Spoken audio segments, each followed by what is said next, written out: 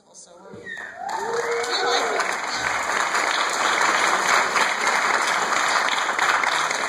Well, thanks for coming, everybody. I know there's a lot of people here that worked on the film and possibly gave the Kickstarter. So thank you. Most everyone worked for next to nothing on this. But we're all thrilled you could be here. We're very proud of the film. Many of the actors and the crew people are here. So we're going to have a Q&A afterwards. If you have any questions, let me know. And we'd like to thank the festival for having us. It's always a great festival. And Kathy for kicking things off. So we'll talk to you afterwards. He produced the film, did locations, and was in the film. You hear us? Yeah. Oh, God. I think we should bring the three lead actors up. If you guys want to come up, Rhys is back there. Come on up, Rhys. Please come on up.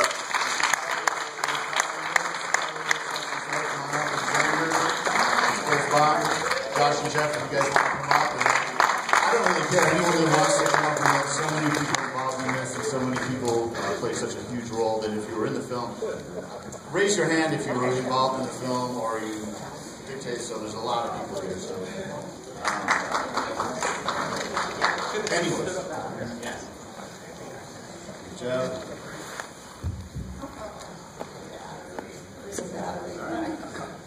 all right, so I'm going to start with a question, and then I'm leaving it in your hands, so make sure you have some questions, please. Otherwise, I have to do something. Otherwise, I'll just talk. We wanted to start thinking soon. Well, now that you mentioned that Jeff helped find some of the locations, one of the things that struck me really early on in both filming and locations was how LA looked both really beautiful and really ugly at the same time. I loved how vibrant some of the colors were, and yet it was some of the seediest places in town. And yet also then some of the nicest places. So when you went looking around, what were you looking for? Well, I mean, you know, Steve had things in kind of mind that he wanted, and I really have to say that when I was calling locations, you just really have to sweet talk them, and I did throw around the Humphrey Bogart estate name, and that really made people kind of listen and help. But I mean, we got, you know, the chateau, and that was because of Robert DeClerc's connection with the Humphrey. Robert, stand up, Robert.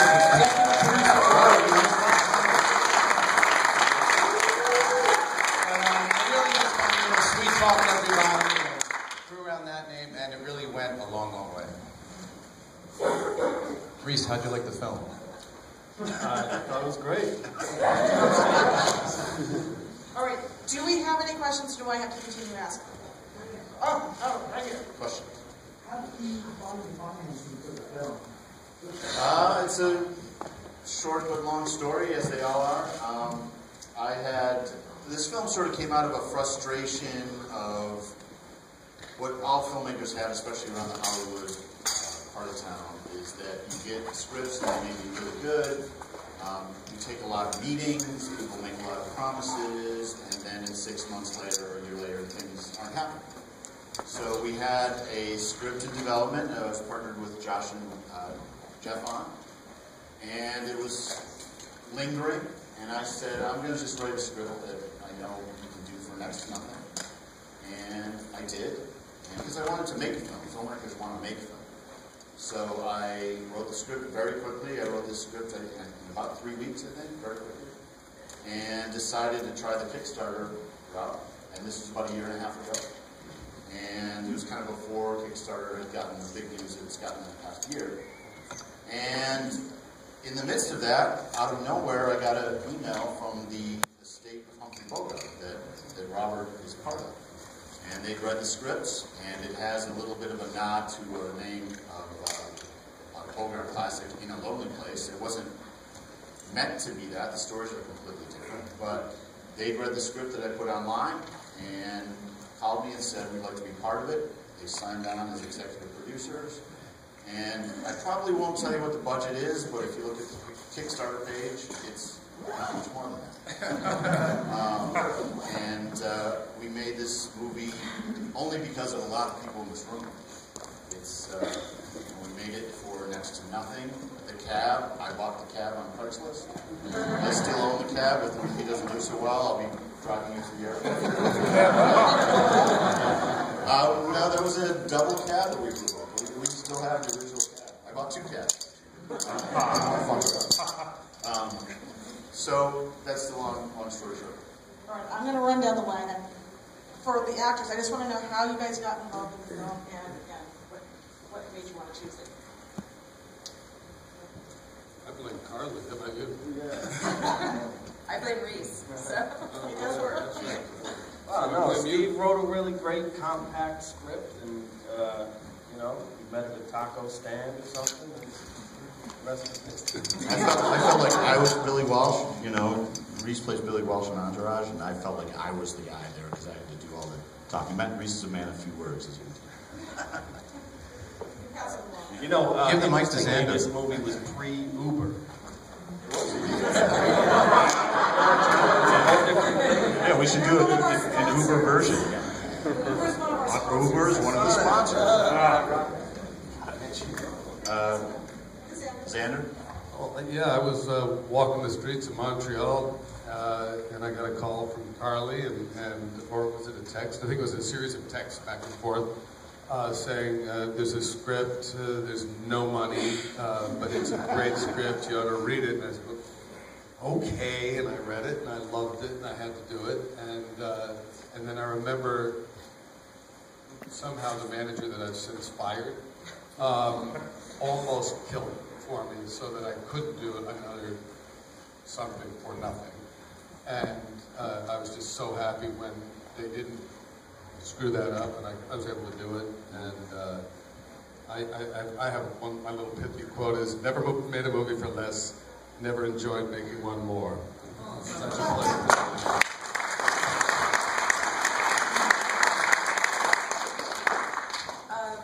And I guess my manager had caught wind of this script and was a huge fan of it. And then Rhys had already signed on, and much like the rest of the world, I'm a big fan of what he does always on screen. So it was quite an easy sell, knowing that I'd have the pleasure of sharing the screen at some point with him. And then yeah, Steve and I met in Koreatown over a coffee.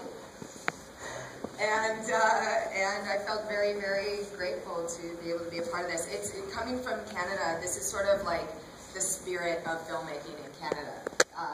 You know, making films for no money in like 18 days, all, you know, crammed into one trailer and sharing in the spirit of actually just making the film. So it was really cool to have that experience again. And Xander and I had worked together on a show that never was. And when I was reading the script and had learned that the Frank DeBoer role was still open, I all but begged first via text, but then we finally had a phone call or two where, you know, whatever we could do to make this happen.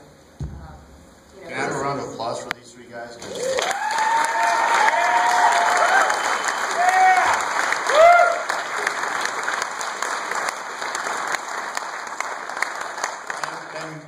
Ken, who's standing up here, Ken was a Kickstarter supporter who donated $1,000 for a line in the movie, and that just goes to show you got the sort of the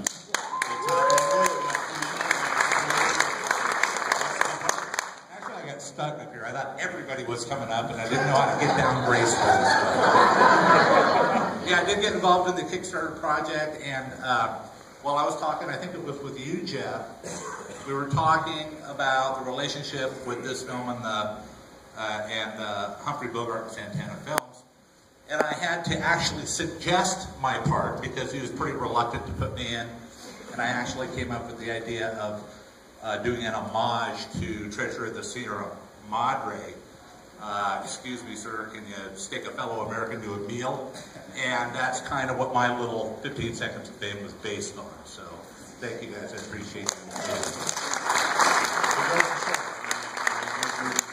So many ways, and these days, with Kickstarter, with support of people like you, you're able to make great films. And I'm sure there's questions, but I always wanted to make a noir film because of a lot of low-budget films that are made these days, they're made for no money. They make great films. They're usually one location. It's usually like a farm or a hotel or something. And I just thought, what if this one location is a cab? Then the cab can traverse the city, and then the city becomes really a character in the film. So, you know, you can do so much with so little these days, and you can do so well. So. Thank you. And by the way, real quick, just want to let everybody know, I was born and raised right here in Newport Beach, so this is a kind of a homecoming. Any other questions out there? Cliff? Steve, seriously, when you edited this film and you realized you had to put different shots together to indicate correct path and geographic location around town, I'm amazed that you did what you did. The cab leaves Chateau Marmont, and then you're 20 feet down the road on Sunset Boulevard, cut to you, cut to the driver, and then you cut back again, and you're correct. You're at the next spot down Sunset Boulevard. Steve was very particular with all of that. And of course, Cliff, you would notice it. It's amazing. How did you do that? Did it drive you nuts? Well, it drove the actors nuts a little bit. I was very specific. Like most filmmakers and a lot of audience members, I'm always really frustrated in films where it's in Los Angeles and suddenly they're driving down Sunset. The next cut they're in Santa Monica or something. It just doesn't make sense. Like 95% of the people around the country don't know. But this was really I wanted to be very specific. I mean, the movie takes, you know, a very specific look at a very specific night with 3 very specific characters. And I thought it was really important to maintain LA as a character and the geographical locations as a character. Now, a lot of times, Xander and Rhys, we'd be driving around, and I wouldn't want to do a take driving the wrong way down Sunset, because I was worried that you'd see the whiskey go by the wrong way. Yeah. And it was frustrating for these guys because they want to act, and they were like, no one's going to notice. So it was a little bit of both. And while we edited, they wanted the argument. I'm pretty on board with you, though, because I shared that feeling. I've always felt the same way. Like, even if 95% of the audience doesn't get the 5% to do it hurts. Yeah. And I was on board for those. We just enjoyed the scenes we were having. But we could turn around and enjoy them going the other way. And I should say, too, that, I mean, you can see, you know, we're all adults and relatively, I'm not going to say large people, but we're big people. And then Patrick, stand up. Patrick Jones, DP. Patrick, why don't you come down? You can see how tall Patrick is. And we had, you know, the 5 of us were always in that cab.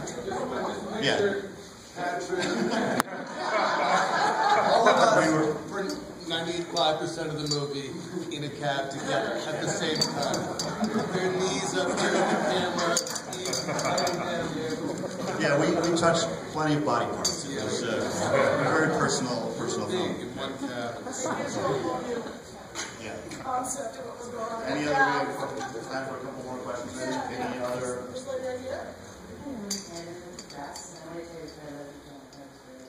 Thank you. Write a great review. Tell everyone. I want to ask Carly, she's such an excellent done Patel. I want to know where you drew your inner bitch from. She asked, where did she draw her inner bitch from? I will again remind everyone I'm Canadian, so by default, I'm kind human. I'm going to give a lot of credit to my friend and acting coach Jamie Woolram, who's here in the audience, because he helped me. He helped me beyond belief crack the code that is Faye. You know, upon reading her, she was confounding to me.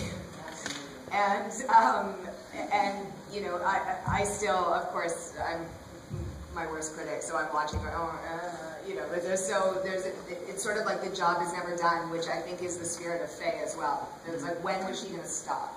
When is enough enough? When can she just cease? That was, yeah, Steve threw that at me after reading I was like, can you cry He's and like, laugh? Yeah, just do that. It's one of my best directions. No. I mean, that was literally, we did the digging, and then Steve literally comes up to me and whispers to me, and he's like, just and get upset. I was like, what? And it made sense though. It made sense. It was like the one moment where she stopped, and that natural sort of release that comes with that, and not really knowing what it was all for, but having some visceral experience to meeting the desperation of needing to get this, or what she thinks she's getting. So yes, that was Africa, and that was courtesy of Steve being a wonderful, wonderful director and guide, and just creating a space for me to play with that. And yeah. And we did it on a dry lake bed at about 40 degrees. 5 in the morning, after a very long day. Yeah, beautiful lighting there. Yeah, you're waving. You get it. Tell me about those trained rats. And it's only because everyone here works so hard. Most of the people work for next to nothing or nothing. We shot 29 days of principal photography, which a lot of films for a lot more money will work, for a lot less than that. And then Patrick and I, and a lot of people here, Jeff and Samiko and Pal, a lot of people here, worked another 29 days of second. So we went out, and Patrick and I were down one night by the Baltimore Hotel. It's a real sort of, sleazy hotel downtown. And we were just shooting some exteriors, parked the cab up front, and we were kind of up in front, and I kind of heard this rustling behind, and I looked back, and the rats were going through the garbage can. I'm like, Patrick, come back here. We took ourselves behind the garbage can, got down, set it on the ground. Camera on the ground, and almost as if I said, action. The 3 rats jumped up on the thing and so a lot of the film was made this week. We got so lucky. It's all about waiting for the break. Yeah, they now have agents. Yeah. It's just a question for the director, Steve. Yeah. At what point during the Kickstarter campaign did you realize that this really had to be a franchise? Had to be a franchise? Yeah. What do you mean by franchise? Just like we'll do a whole series of them? Okay. Well, this last lonely, whatnot. We'll do This next lonely place. I had thought about, I know, it did, whatever it is, it's gone right over my head. I had some whiskey up in the balcony, so I'm sorry. But I had thought about at one point to just pass around the script to other countries and let them, just give them the script and let them make it for free in France or in Italy or something. I thought it would be kind of interesting to see 2 or 3 different versions of this film, but we haven't done that yet, or maybe not. All right, I think we got time for one. Steve, did you mention that you'd posted the script? Yeah, I had posted the script on Kickstarter, which most of the sites, or most of the Kickstarter campaigns hadn't done. And I was, I thought the script was a good script, and I thought if people want to donate to it, and we had, some very generous donations, I thought, let them read the script. I mean, that's the bottom line. If they like the script, then they should donate. And I think, out of Kismet, I mean, what happened, it's an interesting story with Robert and Bogart, is with Kickstarter, you just try to use Facebook and Twitter, and you just annoy the crap out of your friends, please donate. They scroll past your Kickstarter things very quickly. So one night during the campaign, I was flying back east, and I just started to quote movie quotes that I could remember, but inserting the word Kickstarter into them. So it would be like, Jaws, we're going to need a bigger boat. I would say, we're going to need a bigger Kickstarter. And one of them was, I think this is going to be the beginnings of a beautiful Kickstarter. And Bogart, State, and Robert saw that, kind of tempted his, it piqued his interest, went to the campaign, read the script, and now since then, we've restarted Humphrey Bogart's company, a new version of it, Santana Films, and we've already shot another film and have it in the can. So it was. All right, we'll do 2 quick. You go first. Logistics of shooting in LA, how much was stolen in Gorilla versus permanent? Yes. Yeah, I think literally the whole thing was pretty much stolen. I mean, the blessing, of course, was we were always in the cab. So we could just drive anywhere. I'm not convinced we were doing anything illegal. Now we had 5 people jammed in there. And maybe me pointing a gun at Yes. people's heads while we're coming down Well, Sunset. we're driving back and forth down Sunset Boulevard with, you know, Without our seatbelts. All of the parks and the bed, that was all permitted, you know, that's like what we had to do. and it was, you know, we had permission from the Chateau and the Beverly Hills Hotel. But, I mean, it was an interesting story. All we had was, we had one RV. It was a great story. We had a big RV, and wherever we were shooting that day, like when we were shooting on Sunset Strip, we found a parking lot that allowed us to park the RV in the parking lot. And then everyone would show up there. I'd drive the cab to work every day. I had a cab. I'd drive it back and forth. And we'd rig up the cab. Patrick would rig it up. Actors jump in, and we'd go out and drive. And we'd shoot the scenes. We knew what scenes we were going to do. Then, and everyone in the RV would just start to watch movies. There was like, yeah, the whole crew was maybe 8, 10 people. But when we come back, we've been shooting for 2 or 3 hours and kind of exhausted and whatever. We come back and they're like watching Lord of the Rings, like, you know. So it was, but it was really great. And we didn't get any permits for the RV. A lot of times we'd just be like in Beverly Hills, and there was a Homey Hills Park. We would just park it there, and people were walking their dogs, and we would just make a movie. And in LA, they're a little used to that. They've seen it around. But no, and the dry lake bed at the end, some of the locations we had to pay for, but for the most part, no, we just drove around and did it.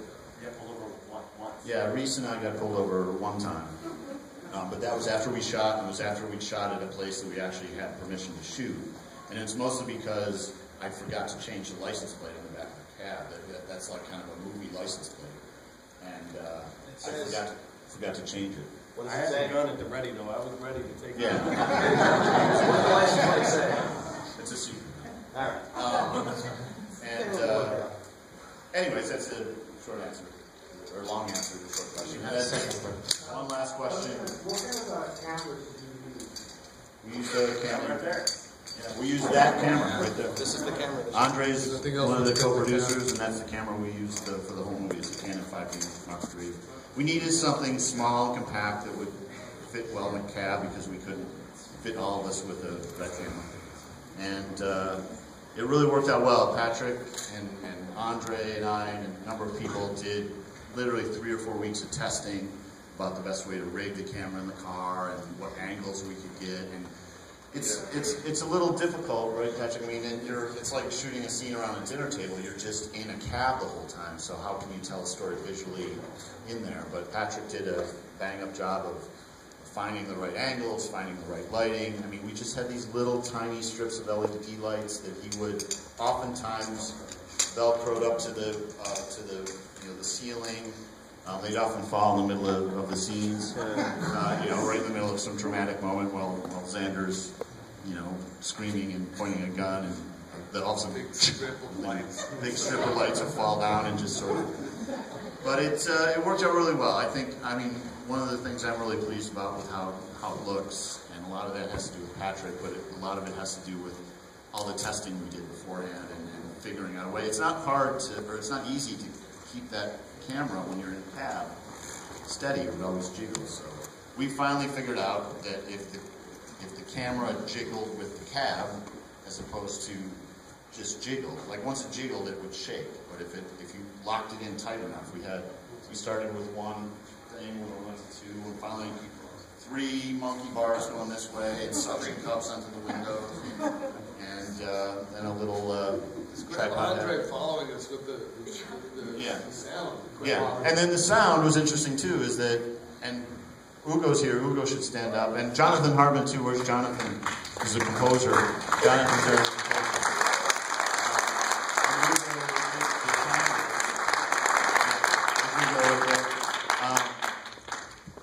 We rigged the cab, like we ran, like we could, it was a cab, so I bought it and we just rigged it full of microphones, and the actors for the most part never had to put on mic packs, so they would just jump in the car, and that was both great from an acting standpoint. You don't have to, and I just sat in the front. I'm crammed in the front seat or the back seat, with 3 little recorders that I would just hit record, and listen to whoever was being taken. Now, when we got back into the sound, Ugo was, tearing his hair out. So we did some good ADR, and I think it's pretty seamless. So yeah, so it's. You've got the one legal issue we have. What's that? One cop in Santa Monica thought you were operating the car. Right. All right. Well, that'll be the story I close on.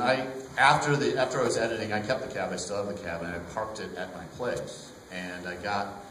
I was in San Francisco with Robert, where all of a sudden Hal's here somewhere, associate producer. I got a call from Hal saying, there he is in the back, saying the cops are here with the Department of Transportation, and they're about to tow the cab. They think you're a gypsy cab driver. So I got on the phone with the cop, and I'm like, I'm not a gypsy cab driver. I'm a filmmaker. You can see what he was really worried about was that medallion that's on the side of the cab. That looks so good. It's actually the art department did a job. Hope did a great job of making it look so close, but it's different. You got to be worried about the legal thing. And he finally backed down. He said, okay, but I said, I'm in San Francisco. I'll be back in a couple days. I'll take care of it. So when I got back, I was like, screw it, and I'm not doing anything illegal, and I just kind of didn't do anything. And a couple weeks later, it's about 8 in the morning, I'm editing, I'm just in my pajamas, and all of a sudden I hear this boom, boom, boom on the door, like it was really violent. Boom, boom, boom. And I'm like, fuck. I go to the door, and it's the cop. He's like, are you Steve Anderson? And he said, I told you to take care of that cab. And I said, oh, I'm very sorry. And he said, basically, we're impounding it, and I'm considering taking you to jail because it's basically a forgery that he still thought I was a gypsy cab, and I was like, you got it. I'm not a gypsy cab driver, filmmaker. Please come in. I'm editing the movie right now. I can show it to you. So the cop comes in, right? And he stands there, he's all, and I start to show him some scenes of the movie. Now, I didn't show him the Santa Monica scenes because he asked about, did you have permits for this? Which we didn't have any permits for. We were down in the park and everything. So he finally kind of nodded, and I said, look, I'll take the medallions off. I'm very sorry. I kept trying to ask him, am I really doing anything legal? And he didn't want to say no, so I just said, I'll take it off. But then the funny capper was he finally left, and as he walked out the door, I kind of pivoted over to kind of look, and in my closet, there's an open closet there, on the shelves were we had 3 bars of C4. And had he seen those, I would have been on the ground. 1 block, Logan who's in the movie, can tell you that 1 block of that C4 will actually, we use it for the movie, but 1 block will actually, or one of those blocks will blow up a city block. So we would have been on the ground, I would have been cuffed, the neighborhood would have been evacuated. So I've since put those C4 blocks in an undisclosed location. So anyways, thank you so much for coming, everybody.